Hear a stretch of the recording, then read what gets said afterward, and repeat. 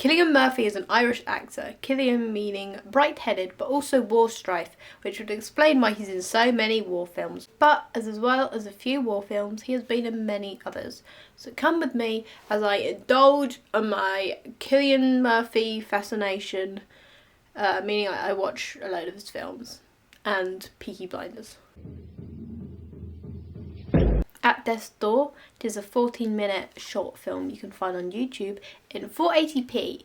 Cillian Murphy plays a baby Grim Reaper who does not say a word throughout the whole film, and he gets twatted by a gigantic bag, a really big bag, and becomes a twatter to a balloon. Otherwise, nothing else worth mentioning. It's a bit weird, but Murphy looks really sweet in it. He looks like a little cutie patootie in it. So if you wanna see him be a sweet boy, watch it. Hey Charlie, why'd you call him Rag? Because he's a raggedy arse sort of a fella. And why you call him Charlie? No, why? Because his name's Charlie. Poor guy dies halfway through this film and halfway through himself, meaning his legs get blown off. The fact that he got less screen time than Danny Dyer, of all people, is criminal. But yeah, Daniel Craig was in it. Just your classic war films, kind of a little bit boring. I did start watching halfway through. My boy died and I was like, I'm not gonna stick around, am I? But seeing him with gun in hand, matching uniform with everybody, you're like, couldn't be more in place. That man is a face for war. Yeah, great, I'll use this. Oi, so when he comes back, I can squeak this, and he won't know where the sound's coming from, and he won't know that we're connected. Just keep a lookout, alright? Yet another short film you can watch on YouTube, except this one is in 240p. Cillian Murphy wears a little beanie and is aggressively Irish and has the right to remain anonymous. If you watch a film, you would get that reference. According to Letterboxd, a very reliable source, this is the only film that Murphy has written for, and it's a comedy. And it made me laugh at some points, I think. And it just shows that he's not always, he doesn't always have to do a dramatic role. He did very well in Watchmen. It was funny. Let this man be a little silly goose. I think he should silly geese everywhere. He should be more silly. That's what I want to say. The problem is I've been forced to wear pajamas in the middle of the fucking day. It's health board regulations. It's to distinguish you from day patients and visitors. It's fucking ridiculous. They took my clothes. They're too small. I look like an idiot. If I had a nickel for every time Cillian Murphy played a mentally ill person called Jonathan, I would have 2 nickels. Which isn't a lot, but it's crazy that it happened twice. Murphy plays a sarcastic emo teen who wears tiny pajamas and an oversized sweater for a whole 90 minutes. What more can you want? Again, I watched this one on YouTube. The sound did keep cutting out, but it had Spanish subtitles on it, which I couldn't translate. But yeah, I enjoyed it. It was a bit messy, but enjoyable still. And this is the first one of his films that I'm like, this guy can act, I mean, yeah, maybe because it's 5 times as long as all the other short films, but this was a good film. I recommend. Girl, you really got me going. You got me so I don't know what I'm doing. Runt really put the kill in Cillian because she murders him. Spoilers. Cillian's character Pig is completely unhinged and has the strongest Irish accent that I struggled to understand for the whole film, but he did do a wonderful performance of You Really Got Me by the Kinks before assaulting a v-necked wearing guy with the ashtray. But his performance, he sang very well. I remember an interview, Murphy said that this was the first role where he was first professional acting role or role he was getting recognised from, which is understandable. I think he was incredible in it. You do watch it and think, this guy is crazy in love, which is what inspired Beyonce and Jay-Z to write the song Crazy in Love 2 years later. Hello! The film starts off with Cillian Murphy shouting hello louder and louder until eventually he has so much love for the word he makes a gigantic sign out of it. He also kills a kid, and for the last 30 minutes of the film he runs around shirtless like a little ninja and like kills everybody.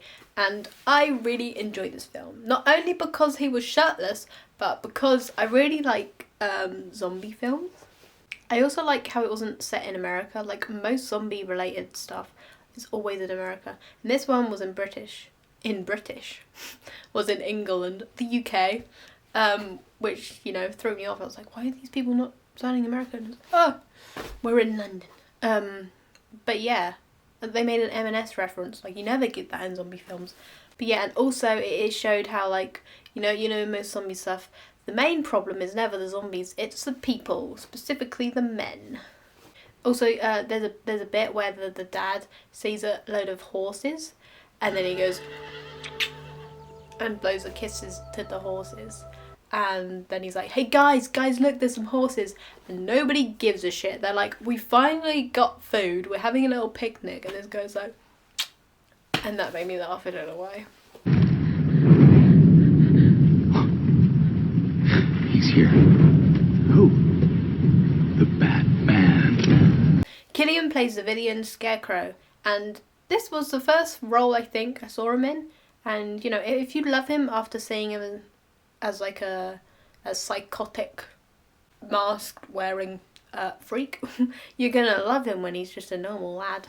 The reason why Cillian Murphy wasn't really featured in The Dark Knight is because they couldn't have Heath Ledger and Cillian Murphy in one film, because then there's too many villains you want to fuck, and you can't have two shaggable guys in one film. That's the rule. Maybe this is why I hate Marvel so much, is because I want the DC lads. You know how much Scarecrow has an obsession with Batman? That's me with Cillian Murphy. Cillian Murphy is the Batman to my Scarecrow. So what do you do? Government overthrows, flashy, high-profile assassinations, the usual. You're a spy. I should have known. No, I'm not a spy. Hitman. I'm a lousy shot. Right. You work for the CIA. Well, if I did, I couldn't say, could I? No. The Mafia? The money's shit. Kidnapping a woman on a plane, threatening to kidnap said woman's father, attempting to murder a man and his whole family, and yet the worst thing Jack Ripner did was clap when the plane lands. I had no idea what this film was about going into it, so when he switched up from like nice guy on plane to I'm gonna choke you out in this bathroom, I was like, what? What? I never saw that coming. But I liked this film, even though it got a bit like goofy at the end of it, where he was just running around wheezing everywhere. But both Murphy and McCallum slayed. And this was the first film where I saw Murphy's blue orbs and was like, that is scary. But yeah, that added to the whole thriller of it all. If I'm staring into his eyes and already getting scared. It was a great thriller. Consider me thrilled. There's no fucking guns down here! Oh, I think The little cunt. they might just be. He's taking a like hand out of over us. here. I'll let him! I swear to God, I'll let him! Murphy was great for this role because he looks so androgynous. Like, if a man and a woman had a child. Like, I don't have a leg to stand on when it comes to commenting on how trans people should be represented in the media. But, standing on my two cis legs, I think Murphy did a great job. Obviously, it would have been better if they had, like, a trans actor to play a trans character. But, from what I saw, I thought he did alright. I fucking love Kitten. Okay, I will die for her. She is just so unapologetically her. And, like, all the times where she was, like, made fun of, beat down or whatever, she'd stay true to herself the whole time. And that is admirable. I fucking love her. I want to protect her. I love her. I love the film. It was so good. It made me cry. Oh my god, her friend died the one that like really likes Daleks, he died, and then there was like a flash, not like a flashback or some kind of scene where they were dancing together, and I was like, this is so sad, and I cried. But yeah, it's such a good film. Liam Neeson is there. How many British soldiers in the country, Tim? Too many. How many? There's about 10,000, Damien. 10,000. Going from Breakfast on Pluto to this like shows how much of a dynamic actor he is. I don't know if I've used dynamic right, but there's a big switch up. Also, this is the first look of Murphy in a peaky cap, pre-Peaky Blinders. And you know, if it wasn't for the Irish accents, the fact that they were in Ireland, it being about Irish independence and the Irish Civil War, I would think I was watching Tommy Shelby 7 years early. But yeah, I actually learned a lot watching this film. Like, I had no idea what like happened in Ireland, but now I do. I still don't know what barley is though. Like, is it a type of wheat? Like, it shook. Don't get me wrong, it was shooken throughout the whole film, but I think it's a type of wheat.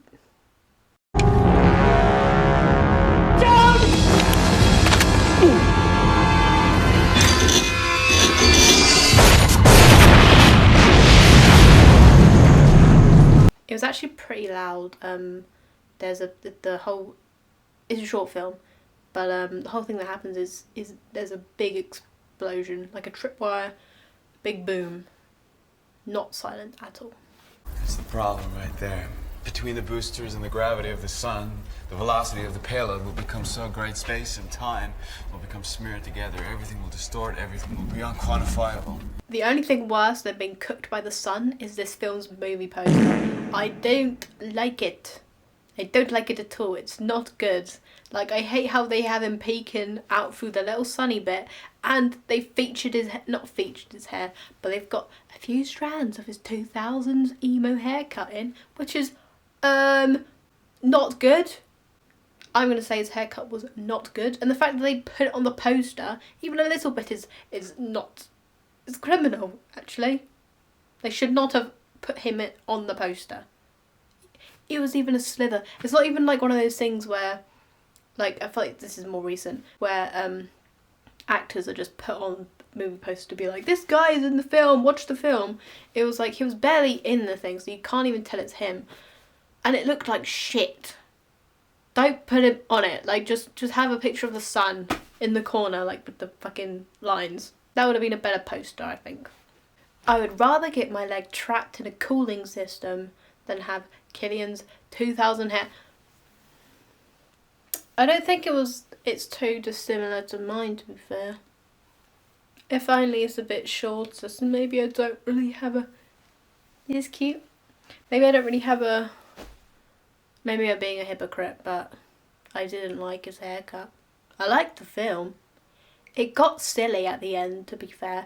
A guy you know how in every sci-fi film you're like, oh, what's missing from this film? Oh, serial killer. A serial killer in space. That's what was missing. Yeah, no, saying that, I actually quite enjoyed the serial killer moment. There's a bit, okay. You ready? Watch the film. If you're not going to watch the film, watch it. But there's a bit where, okay, so they're like, we don't have enough oxygen. There's roughly 6 of them. And they're like, we don't have enough oxygen for 6 people, maybe only for 4. And then they go on like a little rescue mission, and like a couple of them die. So they come back onto the ship, and they're like, cool, we have enough oxygen for 4 people. And then there's like a warning, and they have like an AI robot thing that talks to them. Like Jarvis in Marvel, how Tony speaks to him. There's a little talky robot, and they're like, warning, you're all dying. And Cillian's character is like, what do you mean we're all dying? And they're like, oxygen is depleting. And then he's like, but there's only 4 of us. And then they're like, there are 5 people on board. And you're like, what? Who's the 5th person? And it's a serial killer. So, but that gave me chills. It's like, there's 5 people, I count 4. But that movie was crazy. You are dying. All crew are dying. We know we're dying. As long as we can live long enough to deliver the payload, we're okay long enough to deliver the payload. Please clarify. 12 hours before crew will be unable to perform complex tasks. 14 hours before crew will be unable to perform basic tasks. 16 hours until death. Journey time to delivery point, 19 It's hours. impossible. Corazon, we're certain we have remaining oxygen to keep 4 crew alive. Affirmative. 4 crew could potentially survive on current Trey is reserves. dead. There are only 4 crew members. Negative. Affirmative, Icarus, 4 crew. Mace, Cassie, Corazon, and me. 5 crew members.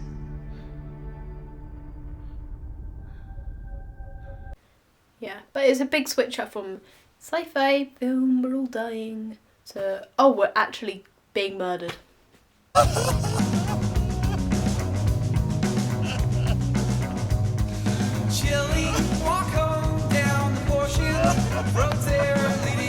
Manic Pixie Girl and alt film bro rom-com. Like, the last person you expect to be one of the leads is Cillian Murphy, but it was really, he was great in it. Okay, like, I don't even care if this film is bad. It's good. It made me laugh a lot. It's stupid. It's really silly, really stupid. Cillian is me. I'm a film bro. I'm not even, like, you know how, okay, this is going off track, but you know how, like, film people are like, oh, like Godfather, or like some indie old French film, they're like, it's really good, like, cinematically. I'm like film bro, as in I've watched every Ice Age. I've watched every fucking Garfield. I've watched Alpha and Omega, you know? That's my film. I don't care about cinema, I just watch the films. I just watch films. But yeah, no, film bro Cillian Murphy is a dream guy. It's my dream guy. Yeah, if every film bro looked like Cillian Murphy, we would be Gucci. But, you know, I had a thing where, like, I wanted to be both of them. Yeah, I want to be a little manic pixie girl, and I also want to be a film bro. And I have to find a balance. But, no, this film was really good. It had Jason Sudeikis in it, if that's how you pronounce his name. And I'm in my Ted Lasso era, so I lost my mind. Yeah, so stupid. I love it. Watch it. You feel that? You've actually been trained for this, Mr. Fisher. Pay attention to the strangeness of the weather, the shift in gravity. None of this is real. You're in a dream. Thinking about it, this might have been the first role I saw him in. But, you know, time. Can't remember. I remember when I first saw Inception, I was like, this is the best film I've ever seen in my life. You know, Suicide Squad also used to be a favourite film. So I can't be trusted. But you know what? What more can you say? It's a Christopher Nolan film. They're always decent. You know, everybody's watched Inception. Cillian Murphy's a little cutie patootie in it. Joseph Gordon-Levitt is levitating through in some of it. Leonardo DiCaprio plays a guy who has a dead wife again.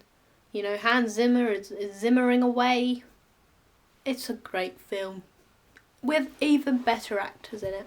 But the main thing is, you bunch of fuckers, despite the provocation from the cavalry, no fighting. Right? No fighting. No fucking fighting. No fighting. No fucking fighting! Good. Get the fucking... Okay, the first time I saw Cillian Murphy on that horse riding through to the sound of the theme song, Red Right Hand. First time I saw that I had a feeling I've never felt before, and will never feel again. You know, this is, you know, I think this is a role where I was like, this guy is the best man I've ever seen in my life. He's a very beautiful man. Don't get me wrong, he is a very beautiful man, and I think this role just really it's excelled that. I feel like a lot of people love him in this role. Like, Tommy Shelby does it for me, which is weird because the haircut is atrocious, but works for him, you know. But yeah, Peaky Blinders is great. I think season 5 Shit. No, not shit, but you know, was a bit weaker. First couple of seasons were, I think, peak cinema, I would say. Yeah, he made me want to go to Birmingham of all places in the 1920s of all eras.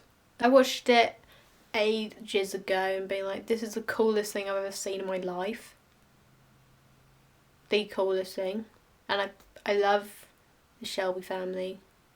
I loved Ada. She was great. She was a girl boss. She slayed. I love Tommy Shelby. He's a girl boss. He slayed.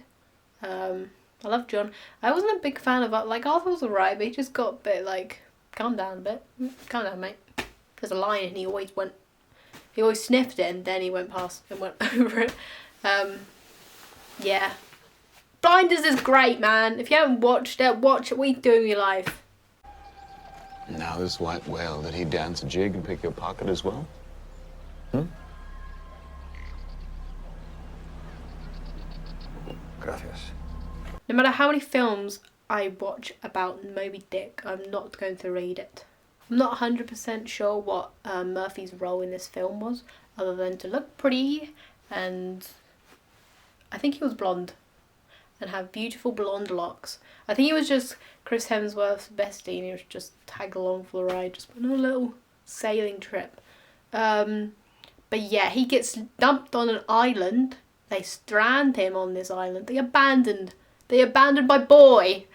They abandoned my boy on this island and then give him an off-screen death. How dare they? They're like, Murphy gets left on this island with like 3 other people and then they come back for them and they're like, well, those 3 guys survived, but Cillian Murphy didn't. I'm like, how dare they? Like, I know he got hit round the head and was barely alive when we last saw him. That doesn't mean he has to die. Also, after watching Avatar 2 and not being the biggest fan of animal cruelty or murdering, yeah, I find it hard to root for any of the characters other than the whale. I love the whale. It was nice to see the whole cast of Peaky Blinders again though. Not the whole, but loads of them were in it. What's your name?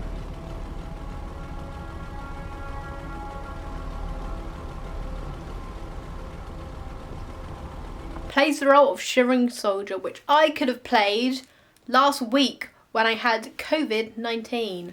You know, you guys remember COVID from like years ago? Remember when it was a thing in like 2019 and everybody had it and it was like the new trend? I was like, I don't want this now. Let's get it 2023 where it's really embarrassing. You know, you get all the same symptoms but none of the sympathy.